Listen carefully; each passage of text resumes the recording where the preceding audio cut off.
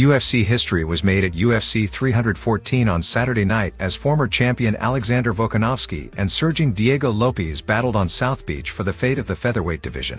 Volkanovski, 26-4, is the former longtime featherweight king with multiple title defenses and victories over some of the more legendary names in UFC history. Wins over Max Holloway, Jose Aldo, Brian Ortega, Yair Rodriguez, and the Korean Zombie are decorations on the walls of his title belt showroom. A second run as UFC champion would cement the future Hall of Famer as a legitimate legend in MMA. Lopes, 26-6, has had an incredible run in the UFC after taking a short notice bout against Movsar Evloev at UFC 288 in 2023. He lost the bout, but that kicked off a 5-fight win streak with all fights being very exciting and scoring wins over Dan Ige and Brian Ortega coming into this fight.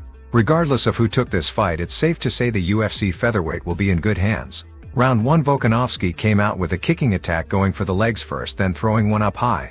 Lopes didn't blink. Lopes started trading kicks with Volkanovski before firing a flurry and getting into an exchange. Volkanovski was measured, but when he attacked it was on his terms. They exchanged multiple times, but it felt like Volkanovski got the bigger shots in.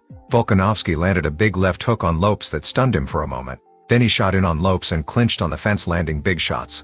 Once he got Lopes down, he took top position and went off with big ground and pound. The round ended there. Lopes found out in that first round that he was in there with a much different animal than he's used to.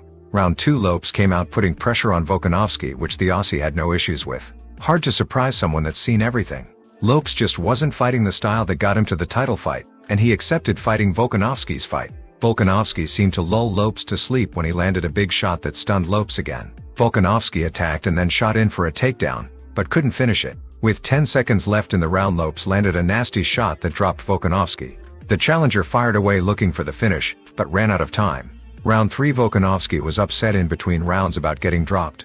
He came out more careful in the third, with Lopes looking like he got some confidence from that second round. Volkanovski went back to the well, getting in and out of range in between strikes, but Lopes chose to attack, stay in close, and land heavy shots. Volkanovski mixed it up, landing and shooting on Lopes. Lopes was just a couple steps behind for most of the round, but he's still in the fight.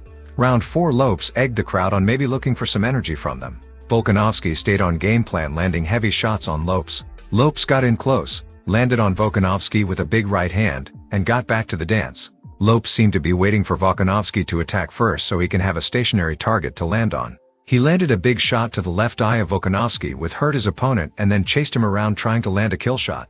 Round 5, Lopes came out determined to put the pressure on Volkanovski, but seemed to get lulled into the former champion's pace again. Lopes landed a big right hand, forcing Volkanovski to get on his bike and reset. Volkanovski's jab was working overtime, trying to keep Lopes at bay. Lopes took some chances, eating big shots to land his own.